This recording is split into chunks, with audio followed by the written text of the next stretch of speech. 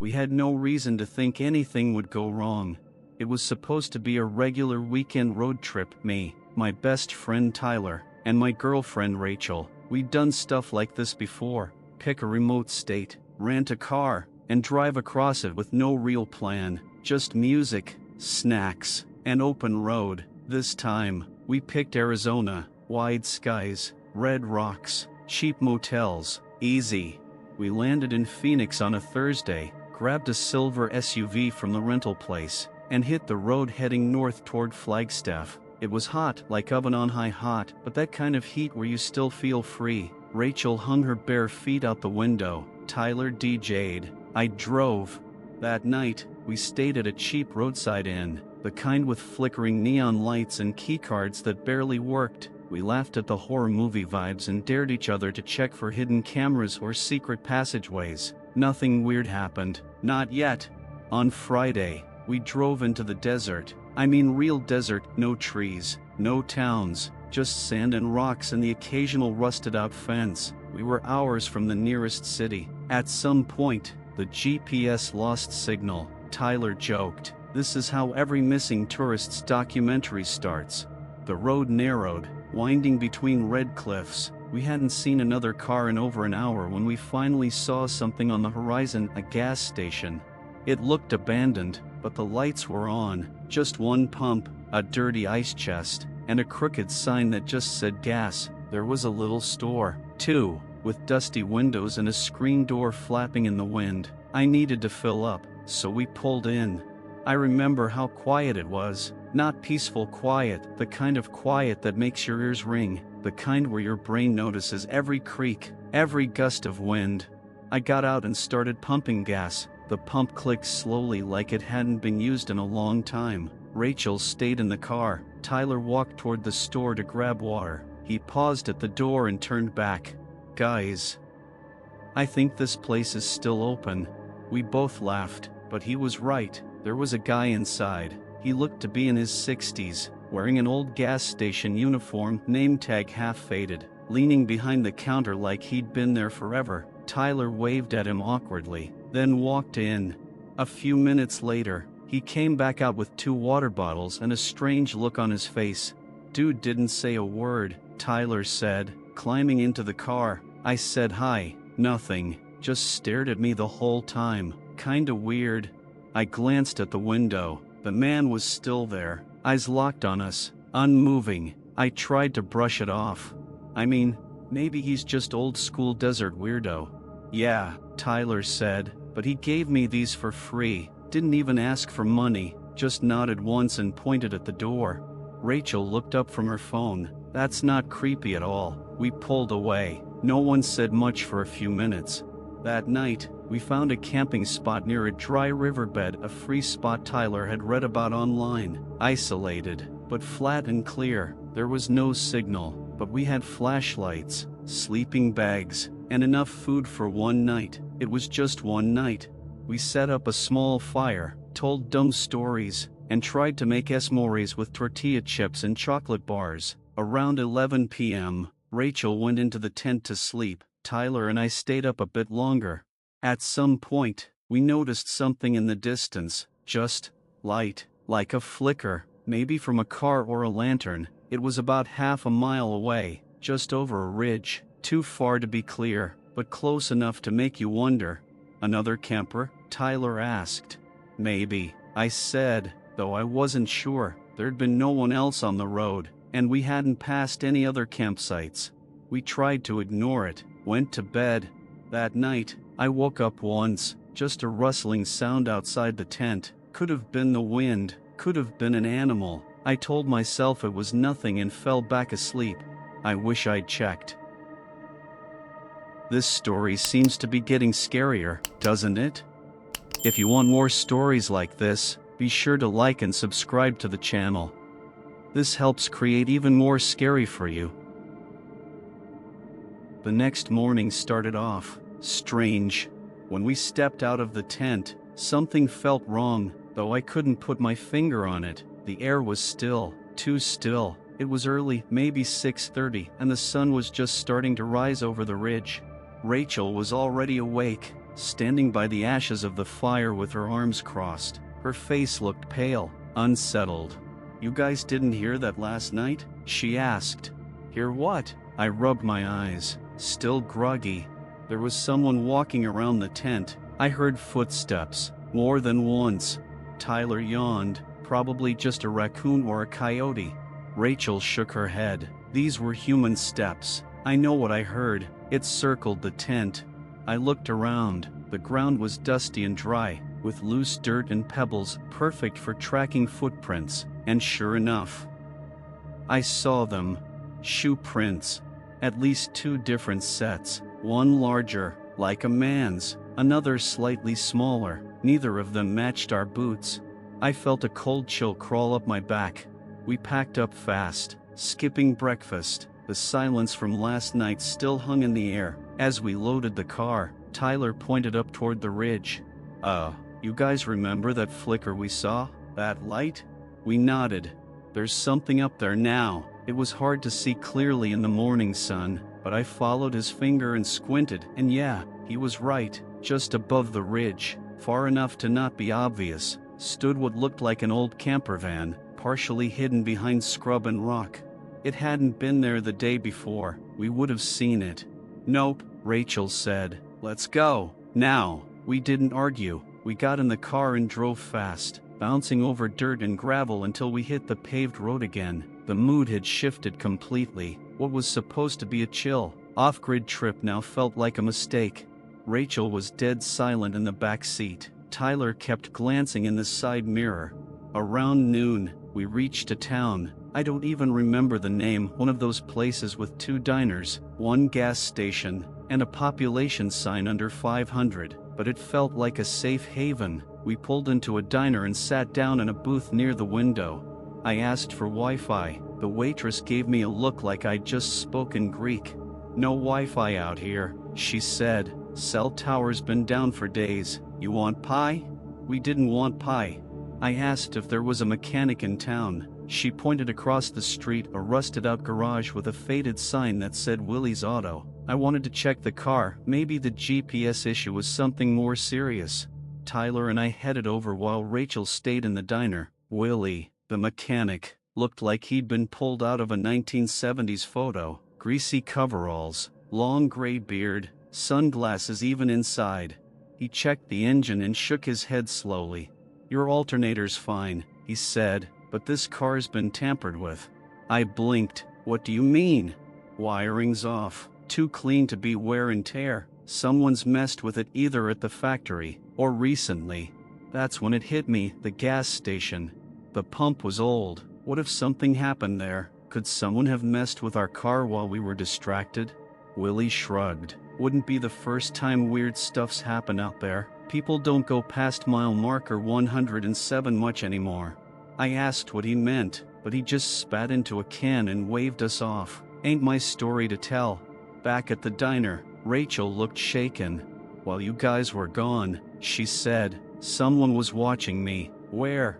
"Across the street, just standing there, gray hoodie, face half covered. He didn't move, just stared. When he saw you coming back, he turned and walked around the corner." I rushed outside, but there was no one there. The streets were empty. We didn't wait around. We filled the tank again and got back on the road, heading northwest toward a cheap motel Rachel found in a travel guide she brought with her. No GPS, no signal, no internet. It felt like we were in a time warp.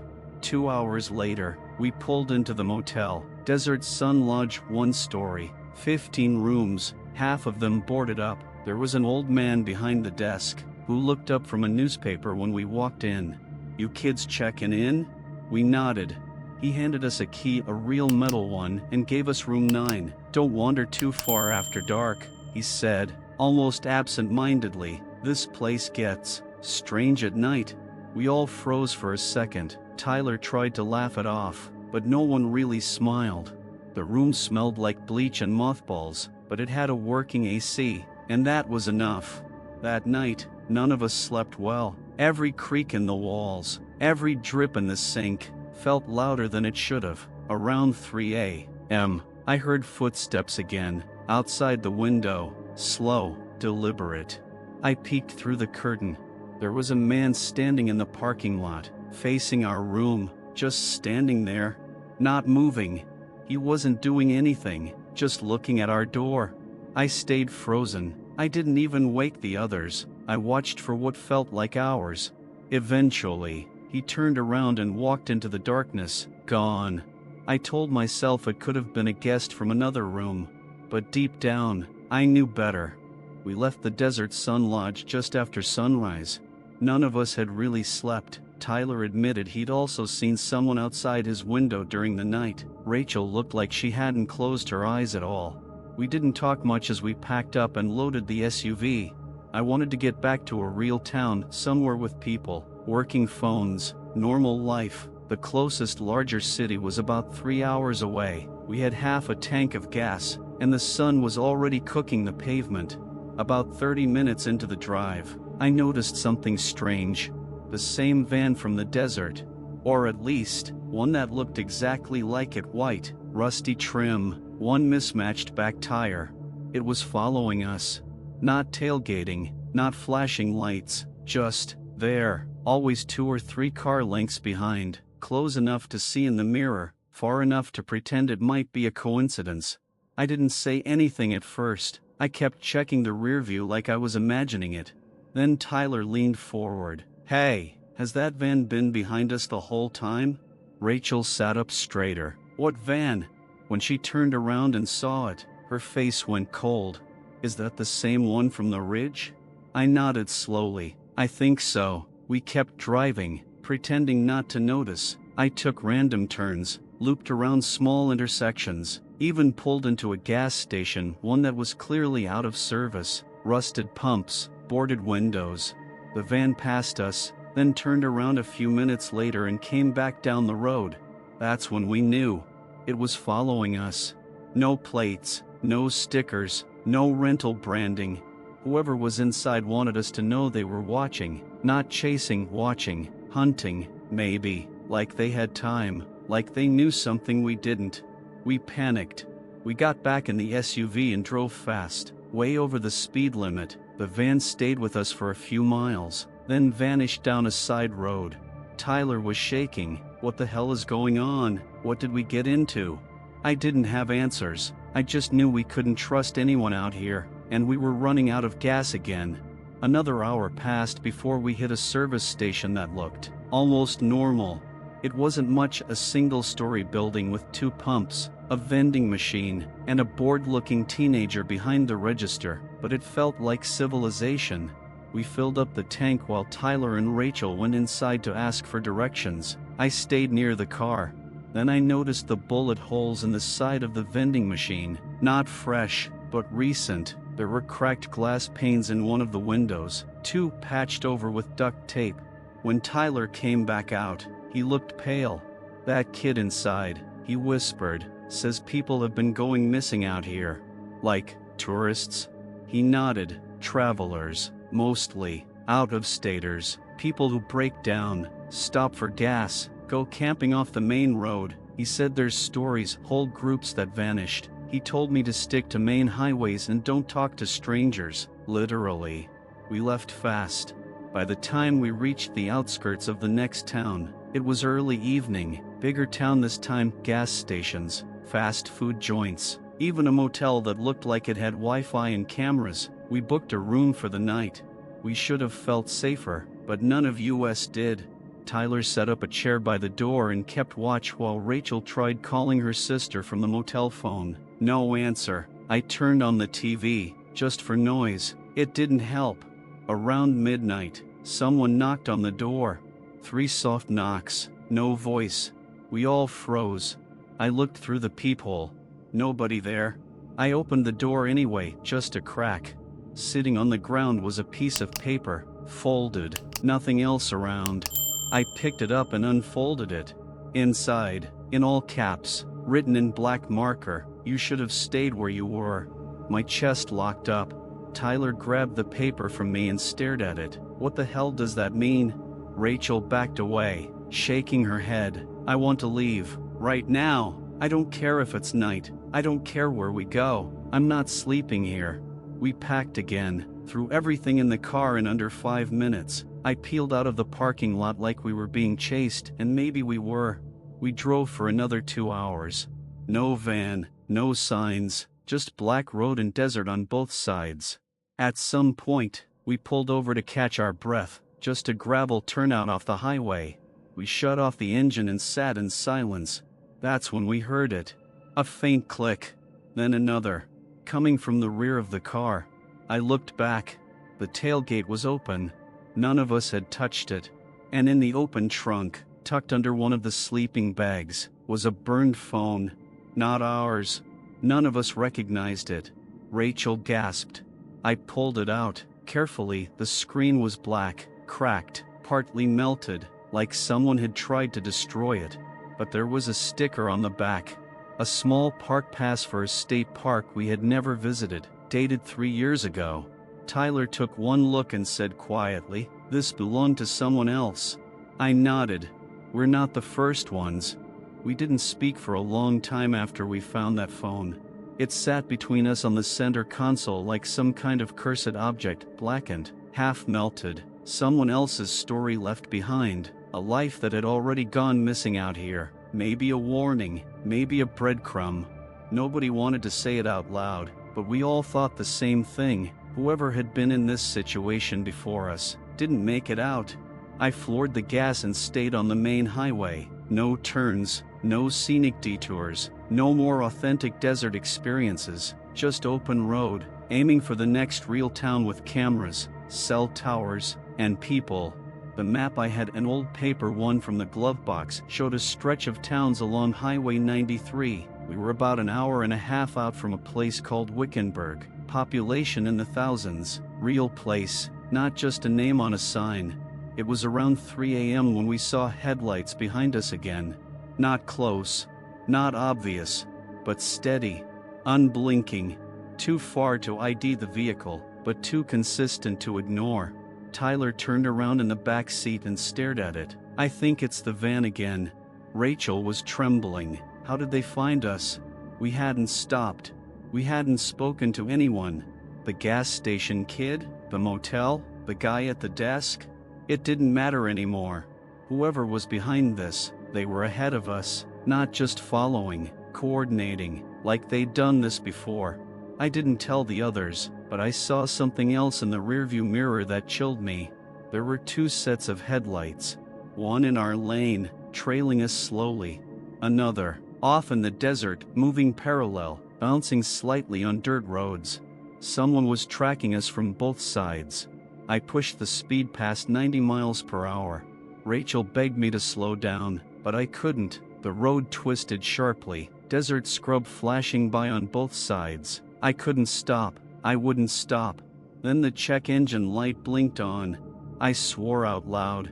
The steering felt loose, wobbly. The whole car started vibrating. The van behind us was getting closer, maybe sensing the trouble.